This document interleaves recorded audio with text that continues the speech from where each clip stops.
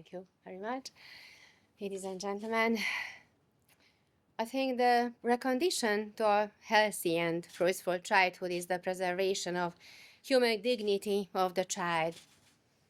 This dignity is the source of the rights of the child. The realization of children's rights lead to an adulthood that, as a result of a healthy and truthful childhood, can be filled with dignity as well. This circle in itself justifies the protection of childhood and the consideration that childhood upholds a legal value. Protection of childhood, in a way, means the establishment of an environment where the child can stay being a child and grow into adulthood gradually, preserving the warmth and innocence of childhood as long as it serves to his or her best interest. In other words, every child has a right to stay a child till adulthood. The protection of childhood is not easy, as any harmful intervention through it can have effects and endanger this nourishing nature of childhood. The preservation of childhood became even more challenging with the rapidly evolving digital technology. Harmful interventions and threats can come in many forms. It can be a harmful content that affects healthy mental development, or it can be bullying, or it can even be a crime which results in a sexual abuse and has lifelong impacts. The Hungarian legislature adopted laws that aim to establish a legal framework to minimize the possibility of such interventions in digital environments. This legal framework is strongly value-based, having its roots in the fundamental law. It takes into consideration the mental, spiritual, and psychical development of children and the rights of parents to the upbringing of their children. In my presentation, I will firstly present this legal framework, and secondly, I will introduce the infringement procedure initiated by the European Commission against Hungary after adopting the first piece of this legal framework. The legal framework encompasses three important legal acts, one adopted in 2021, two in 2024, which have their legal basis stemming from the Fundamental Law of Hungary.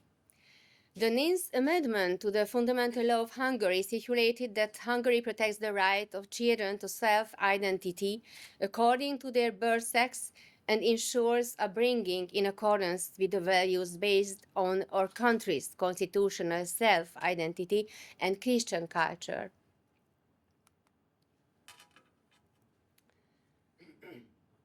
In the spirit of the constitutional provisions, three acts were adopted. Act 79 of 2021 on stricter action against pedophile offenders and on amending certain laws to protect children. Act 49 of 2024 on restricting the availability of pornographic content on the Internet in order to protect children and amending certain laws related to electronic commerce services and advertising activities. Act 30 of 2024 on the amendment of certain laws for the protection of children. This act in 2021, among others, established the registration of perpetrators of pedophile crime and amended 9 laws.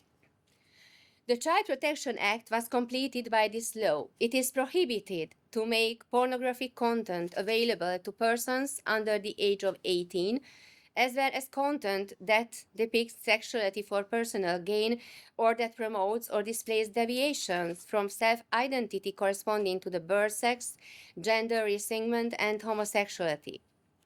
The Act on the Protection of Families also contains these rules. The Act on Electronic Services encompasses the Child Protection Roundtable since 2014. In 2021, the tasks of the Roundtable were enlarged in order to ensure children's protection against harmful content. Act on the basic conditions and certain limitations of economic advertising activity was complete also. It is prohibited to make advertising available to persons under the age of 18 that depicts sexuality for its own sake or that promotes or displays deviations from self-identity corresponding to birth sex, gender, resentment, or homosexuality. The amendment of the Media Act ensured that the program whose defining element is the promotion and display of deviation from the gender identity corresponding to the birth sex, gender, resentment, homosexuality, or the depiction of sexuality for personal gain must be classified in category 5, which is harmful content for someone under 18. Advertisement must also be classified in the category provided for by the law. If any of the service provider doesn't comply with this provision, it is exposed to a fine. The Act on National Public Education was completed with provisions on sexual education. These classes must not promote deviation from self-identity corresponding to birth sex, gender resentment, or homosexuality. The Act aimed to ensure safe Internet use of children. It extends advertising bans. The harmful effects of pornographic content on minors are widely known: mental problems, self-esteem problems, sexism, and etc. The legislator imposed an obligation of Internet service providers established in Hungary to use an appropriate technical solution free of charge in case the individual subscribers to prevent the user of the Internet access service from accessing pornographic content. This Act amended the Act on Electronic Services. The amendment stipulates that product placement may not be published in content published on video sharing platforms specifically aimed at persons under the age of 14. The amendment also states that this requirement must be included in the general terms and the conditions. The amendment expands the scope of recommendations to be published by the National Media and Infocommunication Authority on video sharing platform services in order to prevent children from encountering commercial communications for products that they cannot purchase due to their age or are not recommended for them. The Act also amended the Act on the Basic Conditions and Certain Limitations of Economic Advertising Activity. The purpose of the amendment to extend the advertising bans to advertising content aimed at children and minors that presents the advertised product or its use in a manner that is harmful, endangers life, health, or physical integrity. Amendment clarifies that advertising of alcoholic beverages is prohibited immediately before, during, and immediately after programs intended for children and minors, so before 8 p.m.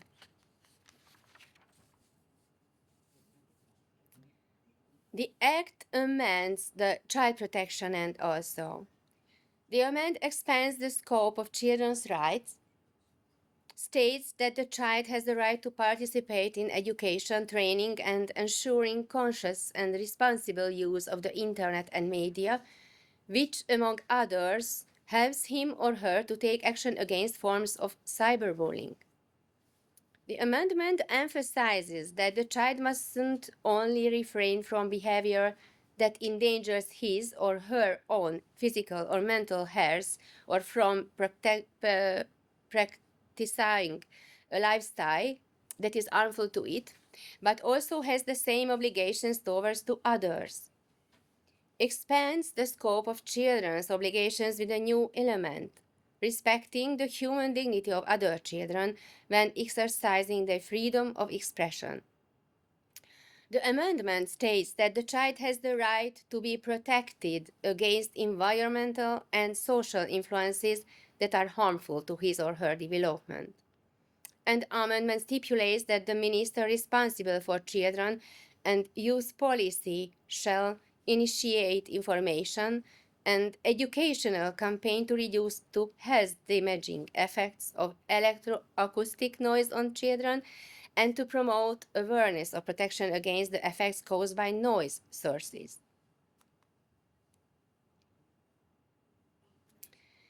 The Act also amends the Act on Electronic Services. In the future, it will be easier to report and remove content that violates the personal rights of minors, including the category of cyberbullying. Based on it, the minor's legal representative, in the case of a minor with limited legal capacity, the minor himself, does not have to include a request to the service provider to remove content that violates the rights of the minor in a private or public document with full evidentiary force. In the future, it will be sufficient for the minor or his legal representative to request the service provider to remove the offending content by electronic means capable of identifying the applicant's identity. The amendment requires the National Media and Infocommunications Authority to organize programs and information campaigns to help minors and their parents to take action against online abuse and violations. The Media Act is also amended. It is required to increase the protection of minors during their presentation in the media. The amendment ordered the Media Council to prepare a recommendation on the requirements to be applied in the case of programs featuring minors, where the defining theme is a crime, humiliation, or vulnerability of people. The purpose of the amendment is to ensure, with the guidance of the Media Council, to healthy psychological, and moral development of children in programs in which they are included. The Act also amended the Act on National Public Education also. This amendment, the public educational institution shall ensure that children, students, and their relatives are educated about the availability of the Internet information and assistance service operated by the National Media and Infocommunication Authority. The public educational institution shall be obliged to post the availability in a clearly visible place in the public educational institution. This amendment is important as most minors may feel defenseless against extremely harmful threats of internet. They don't know who to turn to if they become a victim of cyberbullying and so on. Their parents and teachers often don't know exactly what options they have. The National Media and Infocommunications Authority operates an online information and assistance service for this very purpose, where harassing and harmful content can be reported either by name or anonymously.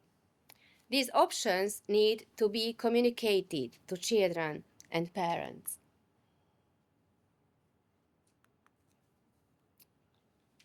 Even the Hungarian legislature is convinced that the previously presented legal framework can be a great added value to protect children from threats of internet and such contribute to the preservation of their human dignity. This is not the opinion all stakeholders share. Almost immediately after the Act 79 of 2021 was adopted and became effective, on 15 July 2021, the European Commission launched an infringement procedure which turned into a court procedure on 19 December 2022 as Hungary refused to take actions. The case is currently in front of the Court of Justice of the European Union. The last hearing was on 19 November 2024. The judgment will be delivered in summer of 2025. The procedure was joined by 50 member states. In its claim, the European Commission asked the Court of Justice of the European Union to declare that Hungary has infringed EU law by adopting the above-mentioned act and asked the court to impose a fine on Hungary.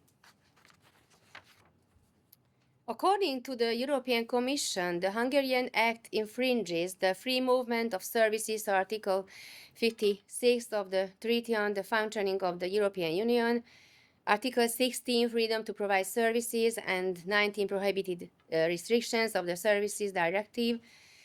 Article 3, Paragraph 2, Member States may not restrict the freedom to provide information society services from another member states. This is in the Commerce Directive. And infringes the Audiovisual Services Directive, the Article 1 on human dignity, Article 7 on respect for private and family life, Article 11 on freedom of expression and information, and Article 21 on non-discrimination of the Charter of Fundamental Rights of the European Union. Hungary has issued a counterclaim and argues that education and child protection is a national competence and that the Charter of Fundamental Rights of the European Union clearly states in Article 14 that the right to education encompasses the freedom to found educational establishments which do respect for democratic principles and the right of parents to ensure the education and teaching of their children in conformity with their religious, philosophical, and pedagogical convictions shall be respected in accordance with the national laws governing the exercise of such freedom and right. Hungary also argues that even if the infringement of free movement of services perspective could be upheld, the restrictions and conditions imposed still are in the best interest of the child and as such can be justified on the basis of public order and moral. The European Commission somehow approaches the case from an economic perspective rather than from a child rights perspective, as well as it tries to earn credit for primacy of EU law, which somehow endangering the constitutional identity. We hope that the case will be decided based on what is an added value from the preservation of children's dignity in the digital environment and on what is the right of parents in bringing their children, rather than on what is the interest of service providers or on efforts to break through the limits of national identity laid down in the treaties of the EU. Thank you very much for your kind attention.